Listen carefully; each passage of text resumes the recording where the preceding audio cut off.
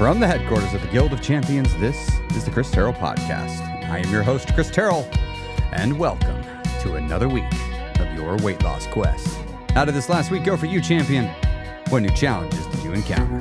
But more importantly, what failure did you go through last week, and what lesson did you get from that failure? Come on now. Don't let a perfectly good failure go by without you getting your lesson. That's your reward for your troubles.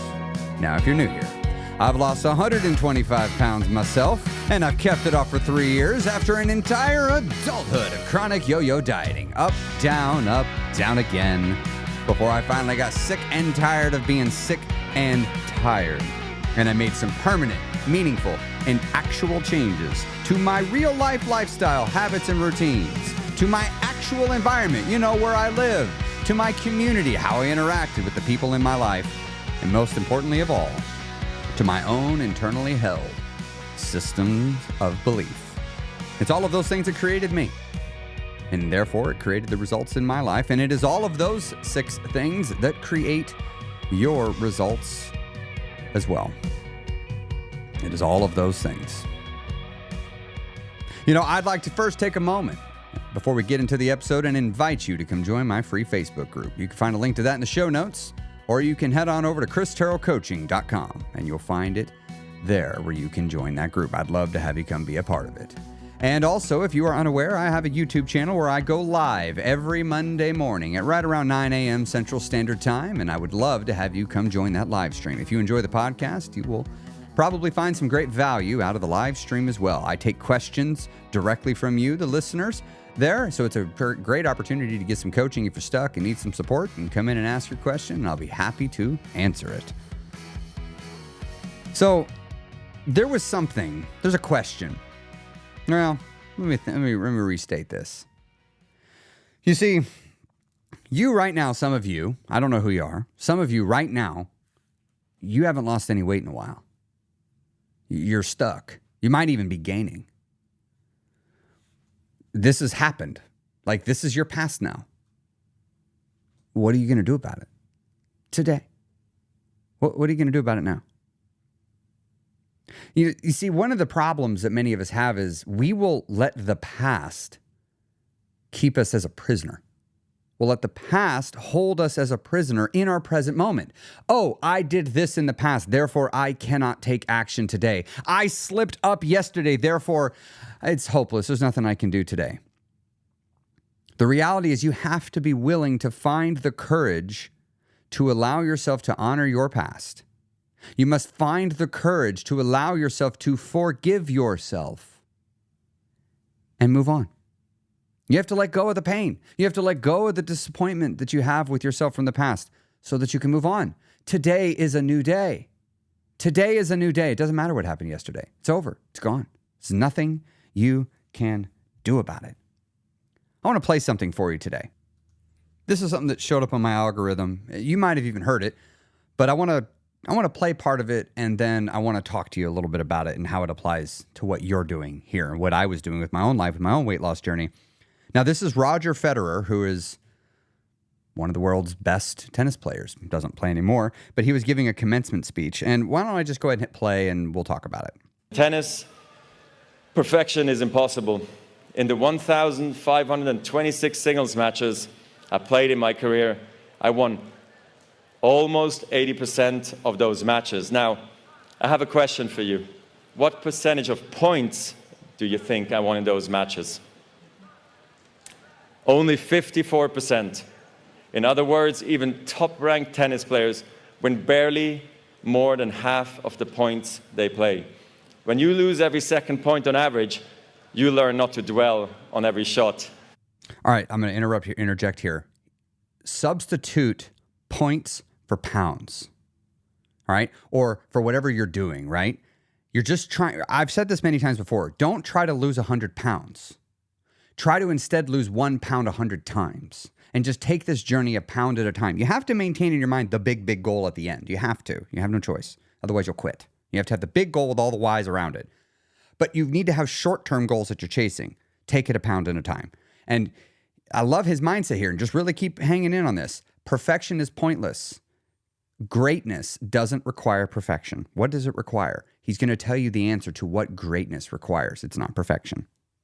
You teach yourself to think, okay, I double faulted, it's only a point. Okay, I came to the net and I got passed again, it's only a point. Even a great shot, an overhead backhand smash that ends up on ESPN's top 10 playlist, that too is just a point.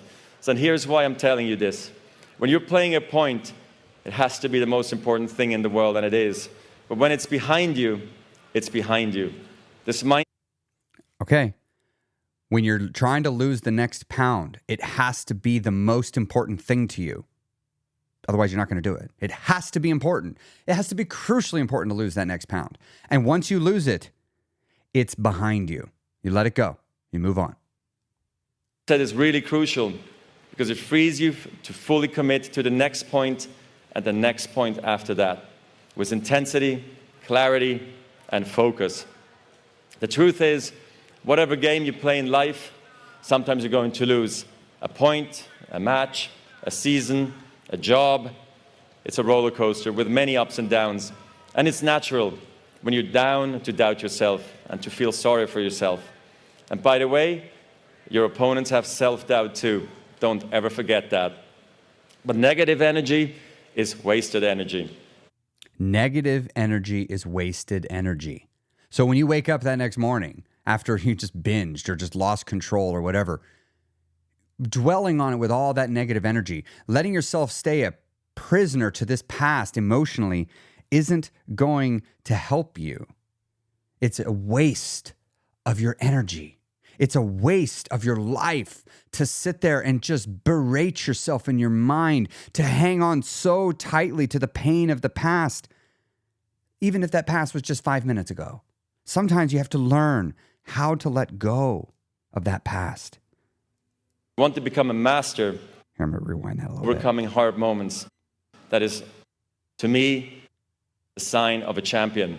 The best in the world are not the best because they win every point. It's because they know they'll lose again and again and have learned how to deal with it.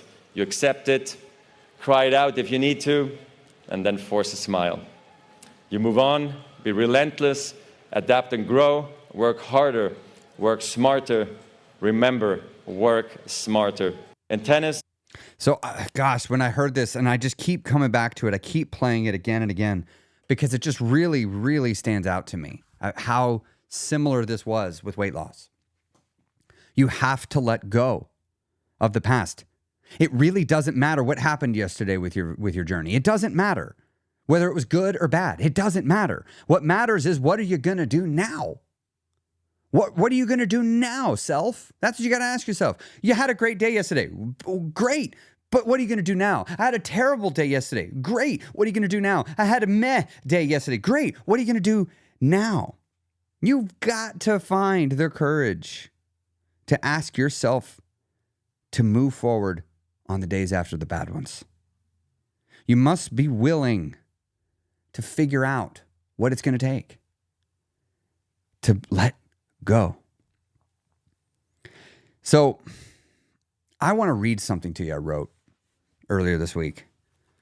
I don't normally read things here on the podcast. I normally like to have notes. I tend to be more off the cuff, and because I find that we uncover some interesting things this way. But I'm going to bring up some music here in a second, and I want to read. This was something self-reflective more for myself. But I realized that this has really helped me on my own weight loss journey. It's helped me a ton on my own weight loss journey. And I've got an upcoming seminar that I'm going to, next month, I'll tell you a little bit more about later in the podcast. It's totally free. It's a completely free multi-day seminar that I'm doing, and I'd love to invite you, and I'll tell you about it later.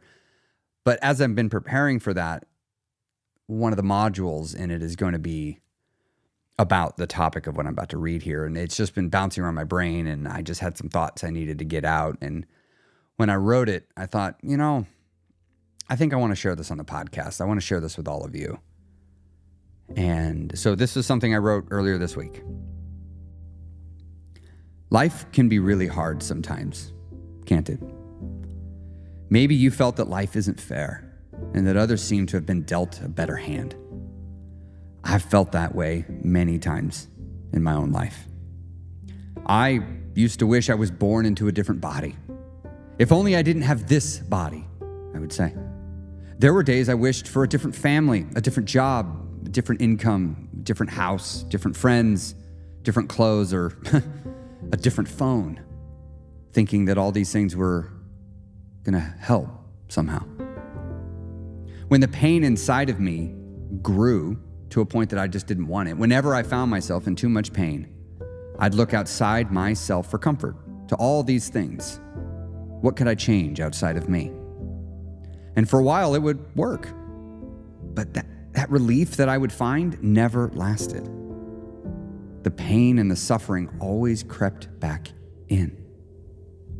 I spent years, decades, trying to change the world around me in hopes that it would bring me the contentment that I was so desperately searching for. That lasting contentment. I used to call it happiness. I was convinced that happiness is what I was searching for. But over time, I've begun to realize that happiness, while wonderful, is fleeting. Life isn't made up of pure happiness, no matter how much we wished it could be. In my constant pursuit of happiness, it did lead to more moments of joy. It did indeed. But it also brought with it just as much pain. It seemed the more I chased happiness, the more suffering also came with it. Eventually, I realized that what I was really searching for in my life wasn't happiness. It was something deeper. What I was searching for was contentment of the heart, or in other words, peace in my heart, no matter what's happening around me. Once I realized this, I felt like I had finally uncovered the truth that I'd been missing all along. And now, over my life, I have called this contentment many different things. Salvation through Christ, nirvana, or just simply, I want to feel good. But whatever name you give it, I believe we're all seeking the same thing. We're seeking release from the inner turmoil that follows us wherever we go. The desire to be at peace with our lives, free from the need for others' approval, and capable of loving ourselves without relying on someone else to say we're worthy. All my life, all I really wanted was to feel loved and accepted for all of me, the pretty and the ugly parts. I longed, deeply longed for that kind of unconditional love. Not from a parent, but from within, I think. Yet no matter how much love I received from others, it was never enough. It was never enough love. I was love-starved, but how could that be? I had so much love around me. But one day it hit me. It hit me. I had a limit on how much love I could accept. I didn't know that. And that limit, it was set by how much I loved myself. The truth was, I didn't love myself much at all. I didn't. I hoped I was a cool person. I hoped people liked me because I needed their approval to feel okay about liking myself. The problem was I kept changing. I kept becoming someone new. And with each shift to myself, I needed to go get more validation so I could feel secure in myself. It was like trying to fill a bucket with a hole in the bottom of it. The love kept leaking out of the bucket as fast as I could pour it in. What I actually needed, though, was a bigger and better bucket. You see, the bucket is self-love. And the bigger and sturdier that bucket is, the more love you can hold within yourself, and consequently, more freely give it away. It comes down to self-acceptance and genuine self-love. But self-love isn't something you can just decide to have one day and expect it to stick. It's built over time, and it takes intentional practice. For me, it started with facing the things I didn't like about myself, the parts that I wish I were different. I had to stop running from them. I had to stop numbing myself to these parts of me. I had to start acknowledging my shortcomings without judgment. At first, that was very uncomfortable because I had spent so much time in my life trying to be someone else. I had spent so much time trying to mold myself into what I thought would make me happy. What I didn't realize, though, was that I was actually rejecting parts of myself in the present. I was actually deepening my own suffering. I was making it harder to love myself because I was constantly sending myself the message that I wasn't good enough as I was. The more I leaned into accepting myself, flaws and all, the more things started to shift. It was no longer about pretending I didn't have room to grow. Growth is still important. But it actually was about learning to love myself even in the messy and imperfect stages of my own personal growth. It was all about letting go of the belief that I have to be perfect to be worthy of love, to be worthy of acceptance. And as I did this, something really surprising started to happen. I would slowly, over time, begin to feel lighter. I could breathe easier. That very, very heavy weight of needing others' approval began to lift from me. I found I didn't have to work so hard to get people to like me because I was no longer basing my self-worth on their opinions. And the irony is, the more I embraced who I truly was, the more authentic connections I in turn formed with others. I think it's because people could see the real me. And I believe that realness is magnetic. The process of self-love, however, is ongoing. It's not a moment. I still have days where doubts creep in. I still have days where I wished things were different. But now I have a different foundation. Now I have a reservoir of love within myself that I can draw from whenever I need it. I'm not constantly searching for this love and acceptance outside of me anymore. When you build that foundation and you build that reservoir of self-love and carry it with you, life feels different. You'll be more resilient, you'll be more grounded, and you'll find peace in places where you used to only find turmoil, even in the midst of chaos. So, if you're caught in the cycle of seeking happiness through changing the world around you, I encourage you to pause. Look inward. The love, the acceptance, the peace you're searching for, it's within you, waiting for you to nurture it.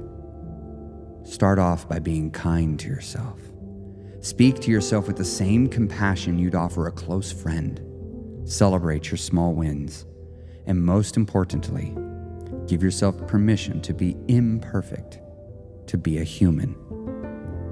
Remember this. You don't need to be flawless to be worthy of love, your own love included. The journey of self-acceptance might not be easy, but it is the most rewarding path I know I have ever walked. The contentment of the heart that I was always searching for. It isn't about chasing a perfect life. Instead, it's about finding peace with who you are. Right here, right now. Now, I want to give you a moment to ponder on the things that I just said. I want to give you 2 minutes of contemplation. Contemplate. Do you love yourself? All of you. The good, the bad. I'm willing to bet, for some of you, I don't know who, a hug from yourself would go a long way.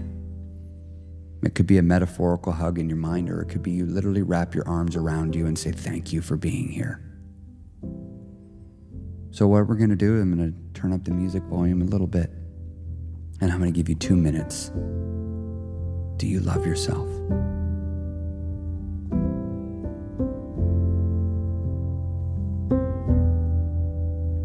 just be with you.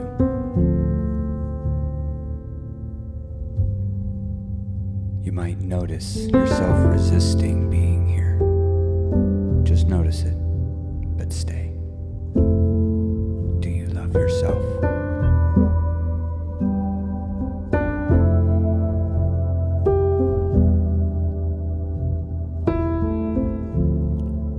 What do you need to hear?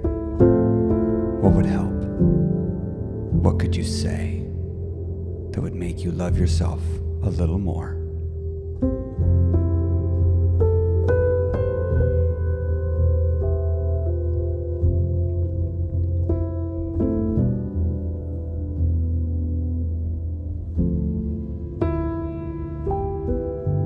Every life is precious, including yours.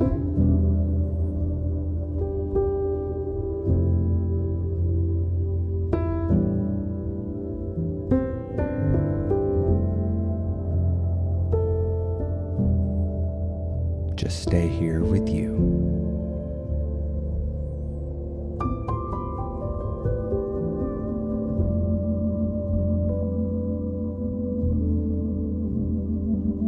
How does your body feel? How does your mind feel? Just be here with you.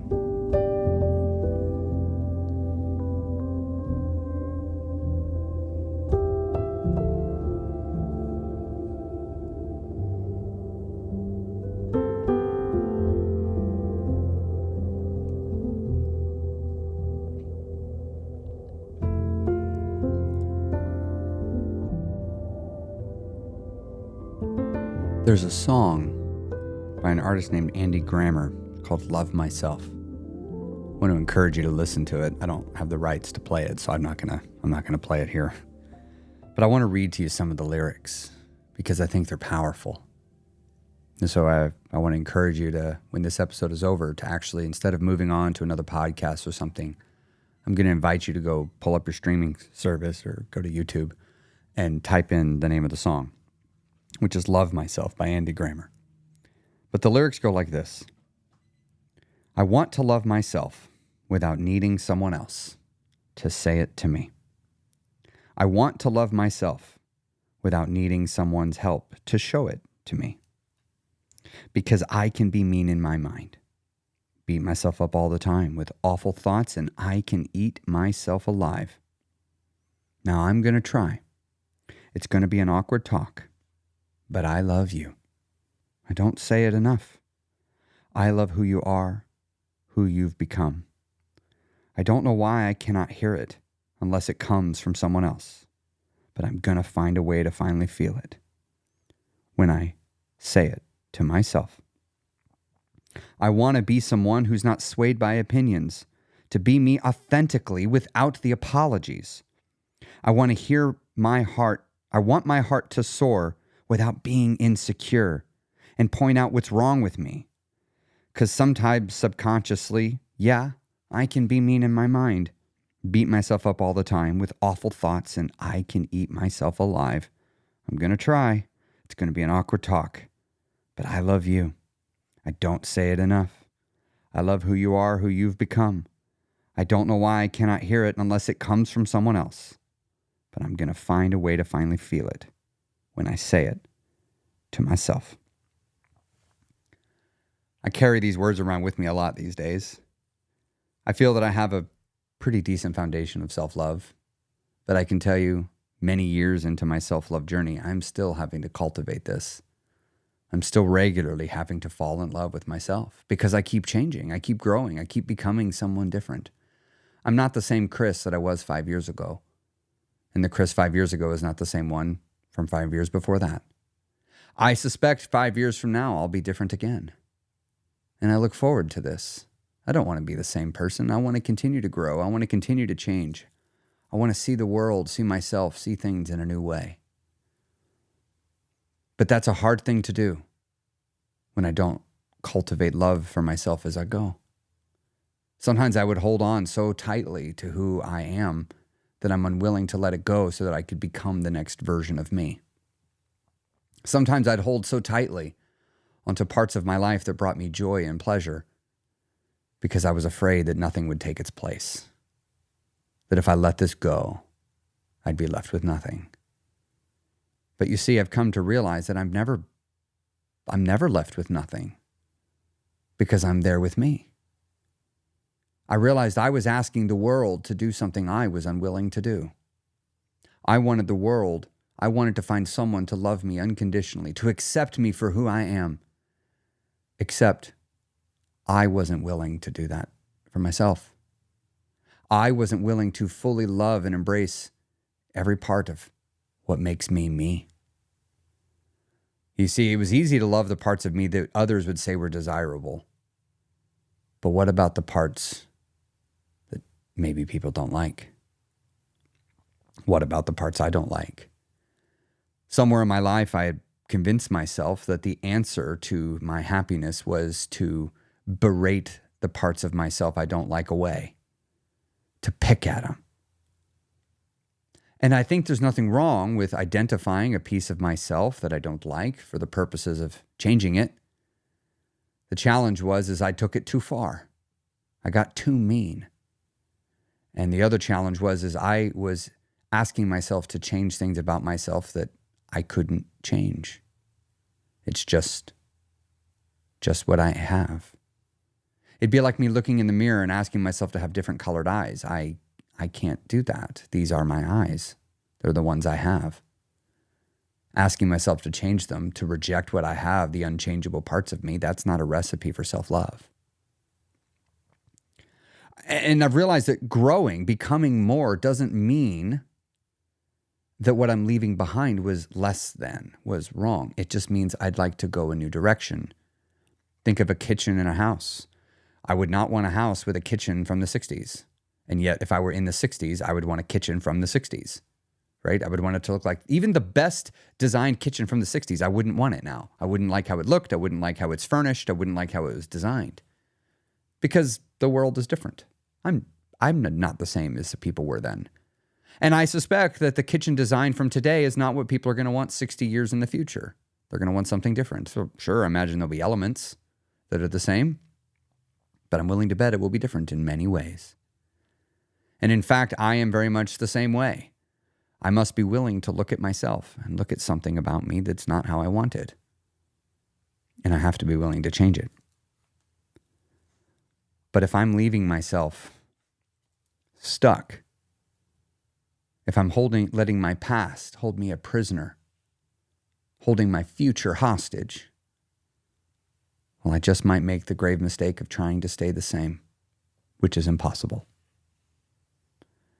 And rather than growing on purpose, I'm growing by accident. And I'm not sure I always liked who I turned into when I grew by accident. I'm not sure I always liked the life I was living when I let it evolve by accident.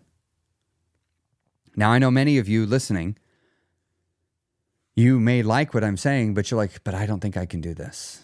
I don't know how.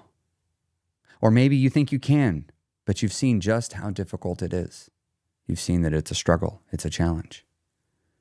Or maybe, just maybe, life has been going great, but life's dealt you a series of blows, and you're having a hard time getting yourself back up and going on again. I want to invite you to come to my free workshop. It's next month in September 9th through September 11th at 7:30 p.m. Central Standard Time. It's called Awakening. And my desire is to awaken your mind to the possibility of your ability. You have greatness within you. You have tremendous potential and capacity to transform your life into precisely what you want it to be. But we've got to awaken that belief within you. You have to awaken that belief within you. And I want to create an environment that allows you to take a step forward in that goal. Just as earlier, I gave you 2 minutes for quiet contemplation. That was nice, wasn't it? To just be given space for 2 minutes of just to be with you, to be with your thoughts. Now, I'm not saying you're going to come to this thing and you're just going to be with your thoughts the whole time. That's not the case at all.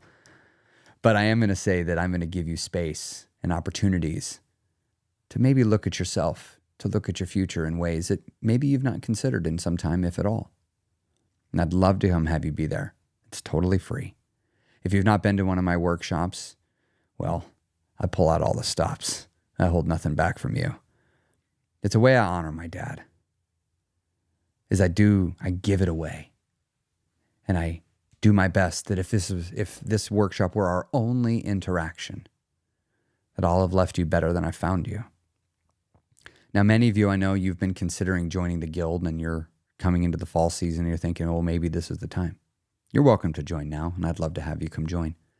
But I just want to also let you know and be fully transparent. At this event that I'm doing, there at the end of it, I'm going to have a special sale of the guild. And when I say special sale, I mean it's the cheapest the guild has ever been. And so if you're looking for an opportunity to join, it will only be available only for one day at that workshop. So if you want to have it, and I'll just tell you, it's at the end. So I want to be transparent with all this with you. I don't want to hide anything from you. The workshop will indeed be me giving you everything I can give you, everything I know how to do. I'm going to use every technological tool at my disposal. If you've not been to one of my workshops, you'll see this is not just some dude sitting in front of Zoom on their laptop on their couch, and it's far beyond that. I want you to come be there. I want to help change your life, but I also want to be transparent that there is a sale, and it is at the end of it. And to those of you that will be serious and you're ready to take it to the next level, I'm going to give you an irresistible offer, something that is exactly what you've been waiting for, because I know that a community is a crucial part of your success, and I've created an incredibly powerful community, and I can't wait to have you be there. To those of you that are in the guild that are coming to Chicago, I'm looking forward to seeing you next week as we have another guild adventure. Oh, by the way, in the guild, we do things in real life too. It's not just all online. We like to meet in the real world and, change our actual lives forever, for real, for good. Have a great week, champ. Don't let the past hold you as prisoner anymore.